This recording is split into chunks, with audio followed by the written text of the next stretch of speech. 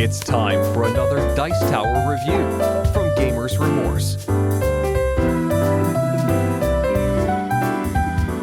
The Gamers Remorse Grab Bag is a review episode where Gamers Remorse hosts Sean Howard and Brian Bremner provide a concise overview of several board games in a short review.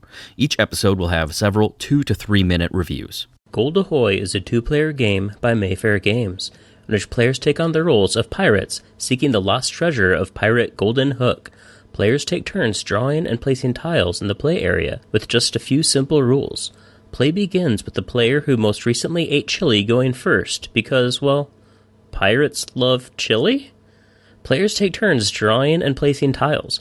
The only placement rules are, the tile must be adjacent to an already placed tile, the tiles cannot exceed a 6x6 square grid, you cannot start a new row of tiles on your opponent's side of the table.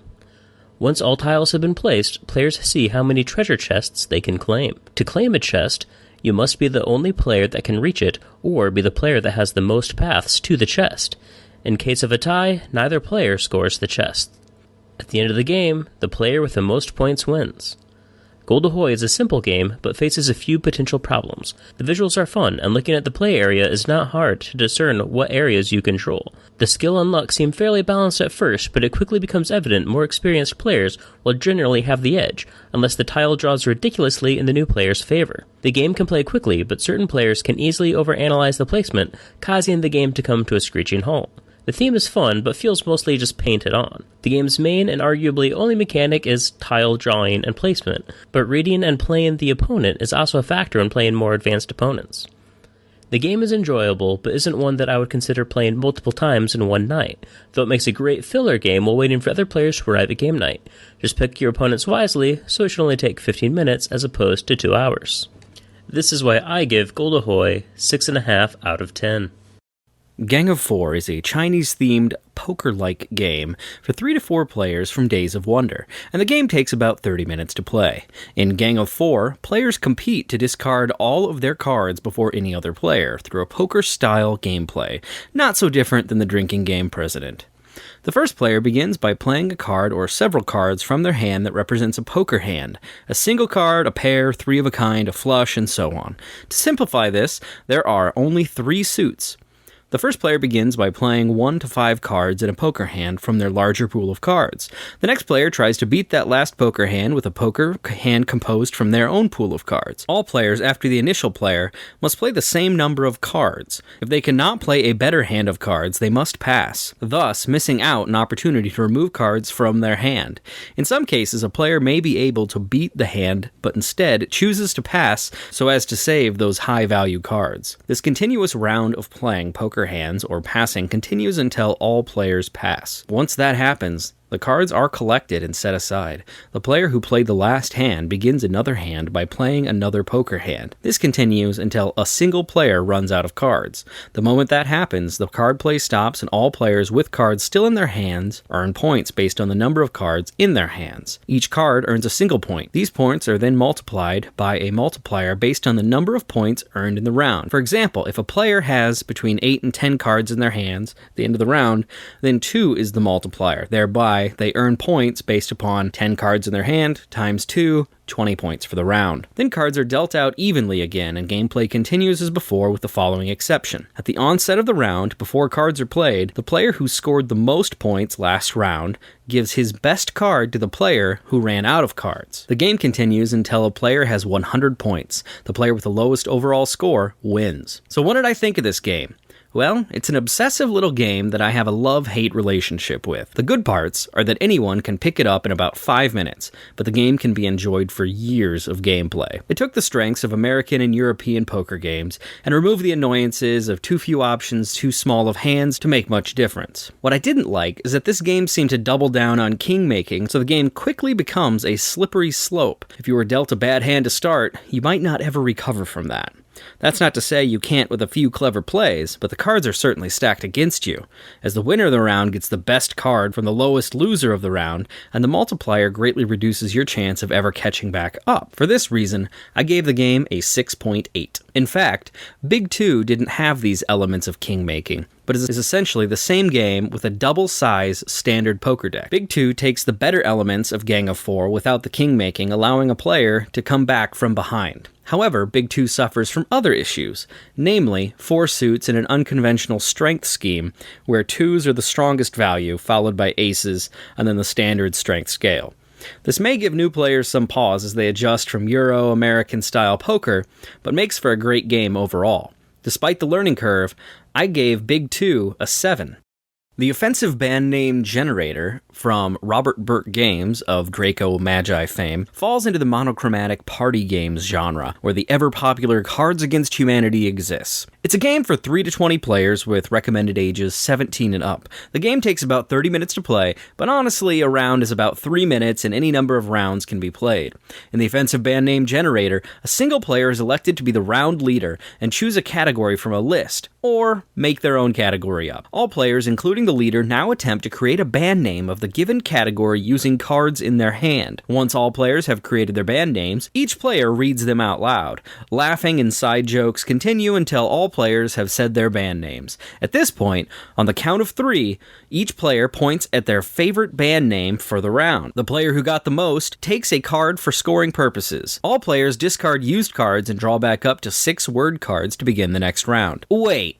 Isn't this Cards Against Humanity? Sort of, but it is different enough and in fact improves on the formula.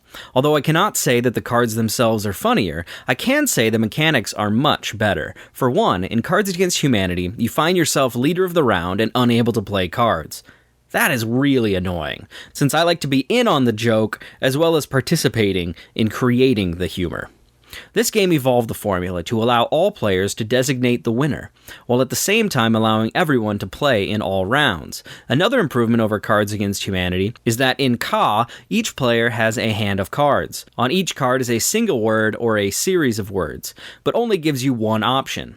In Off Bing, the offensive band name generator, Off Bing, each card has 4 options, each on another side of the card. Although this mechanic is nothing new, I'm looking at you, you've been sentenced.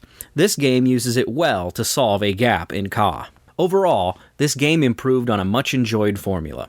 It's hard not to enjoy this game, and as an added bonus, the category lists come in ratings, so if you want to cater to a younger demographic or perhaps play with your parents, you can try to keep it clean. Although with words like erect and nipples in the word deck, it may prove more difficult than one would think. Although it doesn't have a winner, it's still a lot of fun to play. Overall, I gave this game a 7. Race Condition is a 2-player game from Multinational Games, in which each player acts as a computer programmer co-writing the same code. Players alternate, taking turns changing the code, with one player hoping to get the value of x equal to positive or negative 5 before the other player does the opposite. The game has 4 types of cards: reference cards, start cards, instruction cards, and specific action cards. The play area starts with the 4 start cards being laid out, and the markers placed on x equals 0 and I equals 1. The players are randomly assigned positive or negative and play begins. The negative player is dealt 4 cards, while the positive player is dealt 5. The negative player then plays first. On a player's turn, they can take 2 actions, such as play an instruction card, play a special action card, draw a card, discard a card, or advance any next pointer. After taking 2 actions, all active next pointers will advance. As the players play cards, the I value changes, which thus will change the X value. Both are tracked on the cards. There are some special conditional cards that only activate when their conditions are activated. Cards are then indented so as to illustrate which parts of the code would be skipped if the conditions are not met. Visually, the game leaves much to be desired in that the cards are merely text. They aren't difficult to read, but they must be reread about every turn.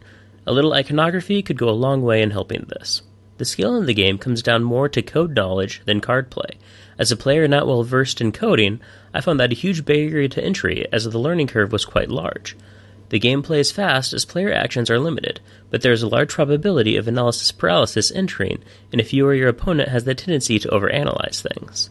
The theme works well, as when glancing at the cards on the table, you can see the line of code with the indentations, but the goal doesn't seem to have much reasoning behind it.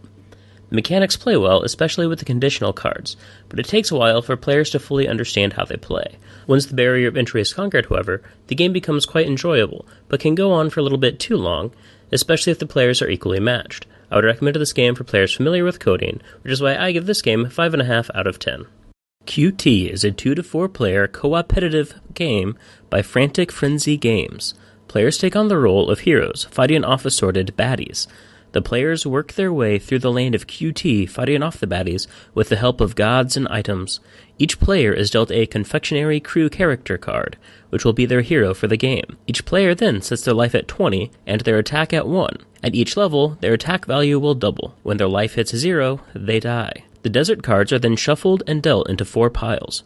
Randomly choose a player to go first and proceed clockwise. Flip the top card of each deck face up. In turn order, players will take an item, fight a baddie, or recruit a god. This will continue until all cards have been taken or defeated. When playing a baddie, a player adds their attack value to any items or gods they would like to use. Note, items must be from the same area that they do damage in. This is not so, however, for the gods. If the combined attack value is equal to or greater than the baddie's defense, the baddie is defeated.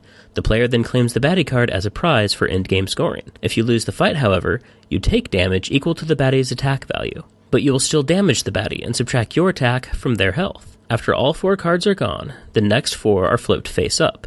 This continues until all cards are claimed or defeated. At the end of the realm phase, players can trade in their items for 1 health per item up to a max of 20 hit points. Repeat the process with the water cards and double the player's attack value. After completing the water realm, do the same with the woods and the cave realms. The game ends when the players are eliminated, health reaching 0, or when all areas are cleared. When the game ends, players will add the FP on all the baddies they have defeated, and the player with the highest FP wins the game. QT is a game that is simple to learn, and you can start playing quickly, but the rules leave out some parts that can lead to a few house rules being created. The art style was one that reminded me of old-school Flash cartoons, which some people enjoy, but for me it just didn't fit the theme of the game. The balance also seemed slightly favored on the luck side of things, as a god can do anything from just +2 to your attack, or completely kill a baddie in a single stroke. The game does move along quite quickly, however, as there are never many choices one must take at any given time. The game's theme makes sense in an odd way, but the gameplay didn't feel dependent upon the theme and vice versa, but there were design options chosen because of the theme, such as candies being usable weapons as opposed to standard weapons such as swords. The game played well with card selection, hand management mechanics, but the lack of the rule explanation in the rulebook did lead to some confusion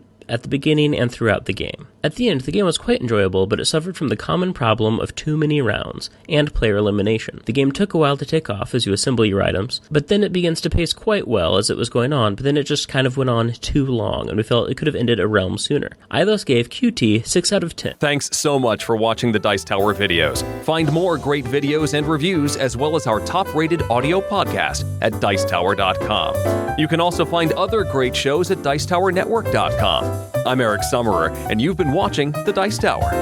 The Dice Tower is sponsored by Cool Stuff Inc., where you can find great games for great prices. Cool stuff in stock. Check them out at CoolStuffInc.com.